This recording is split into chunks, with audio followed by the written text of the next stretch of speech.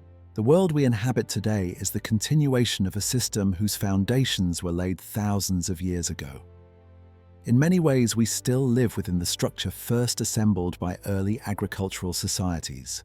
The concentration of power, the strain on land and resources, the vulnerability to disease, and the constant negotiation between security and personal freedom. The rise of civilization was a trade-off. Human societies gained the ability to reshape landscapes, coordinate vast populations, and preserve knowledge across generations. These capacities made large-scale culture, science, and technology possible, but they came at a price. Life became embedded in systems that demanded obedience, labor, and permanence. The open freedom of the foraging world gave way to something more complex, crowded, productive, innovative, and constrained. Civilization did not replace nature. It enclosed it.